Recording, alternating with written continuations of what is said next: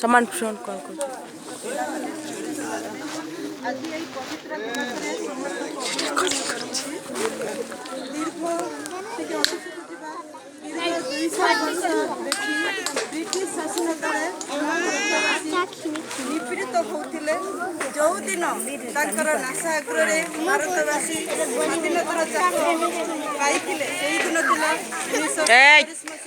1947 ମସିହା କ'ଣ ଅଗଷ୍ଟ 15 ତାରିଖ। ତାର ଠିକ୍ 2 ବର୍ଷ 5 ମାସ 11 ଦିନ ପରେ ଭାରତ ସାର୍ବଭୌମ ସମାଜବାଦ ଗଣତନ୍ତ୍ର ରାଷ୍ଟ୍ରରେ ପରିଗଣିତ ହେଲା। ସେହି ଦିନଠାରୁ ଭାରତୀୟମାନେ କ'ଣ ସଫଳତା ଆଗେଇ ଚାଲିଲେ, ସମସ୍ତେ ଏକ ସୂତ୍ରରେ ବାନ୍ଧି ହେଲେ ଏବଂ ସବୁ ଅଧିକାର କର୍ତ୍ତବ୍ୟ ସେମାନେ ନିଜେ ପାଇଲେ। ଏବଂ ସେଇ ଏକତା ସୂତ୍ରରେ ଯଦି ଆମେ ବାନ୍ଧି ହେବା, ସେଇ ସ୍ୱରରେ ଗୋଟିଏ ମୁଁ କବିତା ଆଣିଛି, ଏକତାର ସ୍ୱର। ମାନବର ଧର୍ମ ଯେ ମାନବିକତା, ମାନବର ଧର୍ମ ଯେ ମାନବିକତା, ଭାଷା ଭିନ୍ନ ଭିନ୍ନ, ଭାରତ ମାଟିରେ ଅନେକ ଯେ ଜାତି ହେଲେ କିନ୍ତୁ ଏକା ମନ। ଭାରତ ମାଟିରେ ଅନେକ ଯେ ଜାତି ହେଲେ କିନ୍ତୁ ଏକା ମନ।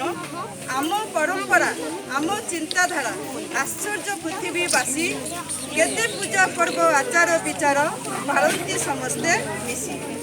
ସୁଖ ଶାନ୍ତି ସାଥେ ବଞ୍ଚିବାକୁ ଇଚ୍ଛା, ଲଢ଼େଇ ଚାହାନ୍ତି ନାହିଁ। ଶତ୍ରୁ ଯଦି ଆସି ଲଢ଼େଇ କରନ୍ତି, ନୀରବେ ବସନ୍ତି ନାହିଁ। ଶତ୍ରୁ ଯଦି ଆସି ଲଢ଼େଇ କରନ୍ତି, ନୀରବେ ବସନ୍ତି ନାହିଁ। ହିନ୍ଦୁ ମୁସଲମାନ ଶିଖ ଖ୍ରୀଷ୍ଟିଆନ ଆମେ ସବୁ ଭାଇ ଭାଇ, ବିପଦେ ଆପଦେ ସହାୟ ସମ୍ପଦେ ରହିଥାଉ ଛାଇ ହୋଇ। ସତ୍ୟ ଧର୍ମ ପଥେ ଏକତାର ମନ୍ତ୍ରେ ବାନ୍ଧି ହୋଇ ରହିଥିଲେ, ମାନବର ଧର୍ମ ପାଳନ ହୋଇବ ଏକତାର ସରଥି। ମାନବର ଧର୍ମ ପାଳନ ହୋଇବ ଏକତାର ସରଥି। ଧନ୍ୟବାଦ। ମୁଁ ଏତିକି କହି ଆଜିର ବକ୍ତବ୍ୟ